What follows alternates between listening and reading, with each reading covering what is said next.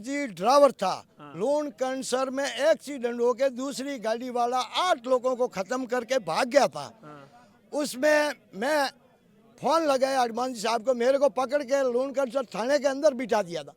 जब भी मेरा दिन मान अच्छा था और पहली मुलाकात थोड़ी थोड़ी थी, उस दिन फोन किया और मेरी गाड़ी रात को 2 बजे वहाँ से रवाना करवा दी। मैं तो इससे बढ़कर कोई एक अब जगह जगह पत्थर भर के कैंपरों के अंदर 7-7 फुट आवारे सांड कहाँ से यूपी बिहार बंगाल से लाके छोड़ दिया है।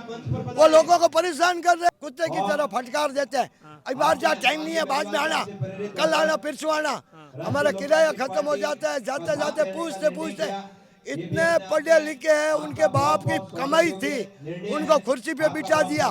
गरीब आदमी को उनको लाख रुपया तिनका शुरू होने के बाद में कोई गरीब की वैल्यू नहीं है। साथ देने की इस सरकार के अंदर इतना पहले डोडो का भ्रष्टाचार होता था, थैला भरते थे ठेकों से। अभी बजरी का लूट मचा, ये ठेका बंद करके उनका जो किसानों के हाल साथ दिनेश जी पूछो, आप देखते ही हो। हमारे कहने से तो जरूरत नहीं है। मैं हमेशा भारमल पावर डंडाली की धरती से देखता हूँ लोगों को, जाता हूँ, रहता हूँ बीच में।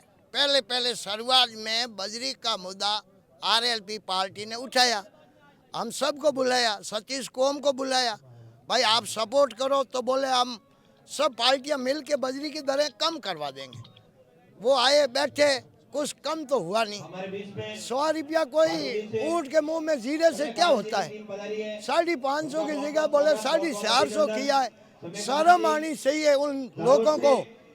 अभी ये बता दूं आपको, क्यों नहीं कम कर रहे, क्या लग रहा है? और अगर कम नहीं कर रही, किसान का परिवार होता है, वो अपना कमला बनाना चाहता है, तो कितना उसको लगता है कि इतना पैसा दे पाएगा? वो नहीं दे पाता है साहब, पैसे नहीं दे पाते हैं। ट्रैक्टर का 1.5 लाख रुपया का सालान, घर का महिलाओं का बुजुर्गों का गहना सोना बेच बेच के भरपाई कर रहा है इस सरकार की।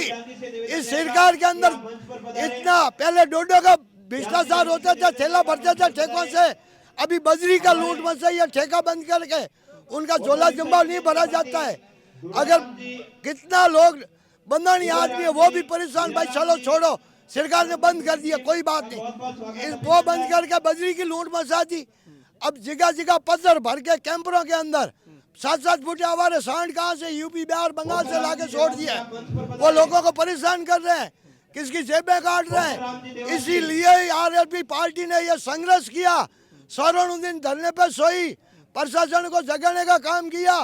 जब जाके हमारे सुप्रीम साहब हनुमान जी बनीवाल साहब का आदेश हुआ है, सतीश कोम हमारे साथ रिल मिलकर ये बजरी वाला माफिया को भगाएगा। अच्छा, मुझे एक चीज बताइए, आज से 4-5 साल पहले क्या होता था? आपके इलाके में बजरी निकलती थी, किसानों को किस रेट में मिल जाती थी ताकि उनका घर भी बन जाता था, घर का सपना भी पूरा हो जाता था? वाह, उसी टाइम में तो साहब देखो, मैं कहता हूँ कि 100 रुपया ही ट्रैक्टर का रहता था रोल्टी का। और आम जन जाते थे माथे ऊपर तगेरी भर के और वो ट्रैक्टर भर के लाते थे, कोई समस्या आई ही नहीं। बजरी को किसानों को किसी को पता ही नहीं चला कि बजरी क्या है। अब वो जाते थे गांव के अंदर, अब घर से ट्रैक्टर लेके निकल रहा है, बाजार गया, भोला भाला किसान है, जाते जब मैं खाली जा रहा है तो उसने सोचा भाई 4 तगेरी बजरी लेके जाऊं। पीछे आते हैं बजरी माफिया, उसके पास तो पैसे है नहीं, वो सभी। और इसीलिए हमने पूरा आरएलपी पार्टी। आप एक बात बताओ, आपने इससे पहले इतनी उम्र ले ली, 90 दिन तक आंदोलन किया और हमेशा बातचीत हो जाती, सहमति बन जाती, इस बार क्या नेताओं का मोटा प्रेशर है? बिल्कुल बोला है, थैला जा रहा है। मैंने बात किया कई नेताओं से भी, वो बीजेपी कांग्रेस के मिलते रहते हैं, बातें कर रहते हैं, लेकिन वो कहते हैं कि हमारे सीएम साहब का आदेश के अनुसार हमको तो चलना पड़ेगा। हम बोला यार, गरीब पब्लिक आपको जिता के सिंहासन पे बिठाया है, गरीब आदमियों की आवाज सुनोगे तो कुछ पब्लिक का फायदा होगा तो अपने आप। अब बजट का तो क्या बता, क्या इनका करना है बजरी का पता नहीं है मुझे। किसानों की आय बिल्कुल खत्म हो गई। आपके यहाँ कृषि क्लेम आ गए लोगों के? 2021 के पैसे आए खातों में? मेरा खुद का लगभग 700 कुछ आया है, मैंने नहीं दिखाया, सुना है। कितना आया? 775 रुपया 80 पैसे आए हैं। बस ये मेरा है। कभी 40 बीघा मेरे नाम पे खातेदारी है, 40-50 बीघा सरकारी जमीन। कितना पैसा आपने क्लेम के लिए, राशि कितनी दी थी? राशि तो उस टाइम में क्लेम से काटते हैं और हम भर देते हैं। अनपढ़ है, कितनी काटता हम तो कोई उनसे जानकारी लेते नहीं है। अगर जानकारी लेते हैं तो वो अधिकारी कुत्ते की तरह फटकार देते हैं, अभी बाहर जा, टाइम नहीं है, बाद में आना, कल आना, परसों आना। हमारा किराया खत्म हो जाता है, जाते जाते पूछते पूछते इतने पढ़े लिखे हैं, उनके बाप की कमाई थी, उनको कुर्सी पे बिठा दिया। गरीब आदमी को उनको लाख रुपया तिनका शुरू होने के बाद में कोई गरीब की वैल्यू नहीं है साहब दिनेश जी। कैलाश जी कहते हैं 229 करोड़ रुपए और दिला दिए।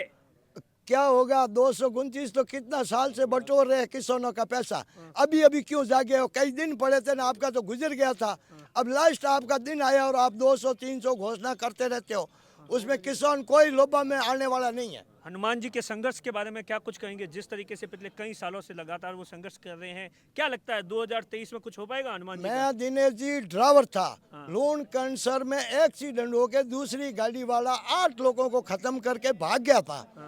उसमें मैं फोन लगाया हनुमान जी साहब को, मेरे को पकड़ के लोन कैंसर थाने के अंदर बिठा दिया था। जब भी मेरा दिन मान अच्छा था और पहली मुलाकात थोड़ी थोड़ी थी, उस दिन फोन किया और मेरी गाड़ी रात को 2 बजे वहाँ से रवाना करवा दी। मैं तो इससे बढ़कर कोई, एक बार इंसान गुण कर देता है ना, तो मरते दम तक हम नहीं भूलने वाले नहीं है। हर कोने के अंदर ड्राइवर बैठा, मैं ड्राइवर हूँ, 35 साल ड्राइवरिंग की है, रोड पे जगह जगह अभी आईटीओ की लूट मची हुई है, अंदर घुस घुस के ड्राइवरों को मार रहे। एक अभी कर्नाटक तमिलनाडु की गाड़ी कोटा आईटीओ अंदर घुसा, मैं वीडियो देखता हूँ साहब। ऐसी इस सरकार के अंदर राजस्थान में घुसती है ना, कोई भी गाड़ी वाला पैसा बटोरो। हनुमान जी से क्या उम्मीद है? हनुमान जी से उम्मीद है हमारे को न्याय दिलाएगा, रोजगार दिलाएगा, सब में हमारा सपोर्ट हनुमान जी बनीवाल साहब ही करेगा। नमस्कार साहब। अच्छा।